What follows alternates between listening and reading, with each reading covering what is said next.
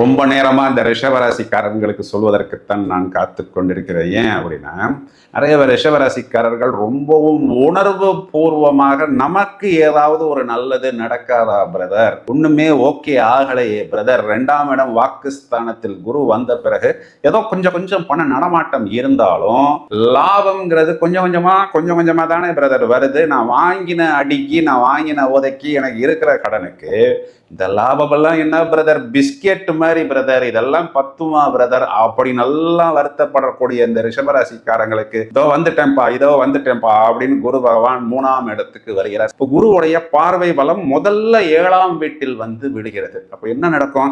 7ஆம் இடம் திருமணத்துக்காக காத்திருக்கக்கூடிய நபர்களுக்கு திருமணம். நிறைய பேர் திருமணம் ஆனதுக்கு அப்புறம், சார் திருமணம் ஏண்டா ஆச்சு சார், ஆகிறதுக்கு முன்னாடியே எனக்கு நல்லா இருந்துச்சு சார், இப்போ பாருங்க சார் என்னைக்கு போட்டு குத்துன்னு குத்துது சார், இப்படி நல்லா வருத்தப்படக்கூடிய நபர்களுக்கு 7ஆம் இடத்துக்கு குரு பார்வை வந்த பிறகு திருமண வாழ்க்கையில பிளஸ் இல்லைனாலும் பிரதர் மைனஸ் இல்லை. இப்போ இன்றைய காலகட்டத்தில் நம்ம மைனஸ் இல்லை அப்படிங்கிறதையே ஒரு பெரிய பிளஸ் பாயிண்டாக எடுத்துக்கொள்ள முடியும்.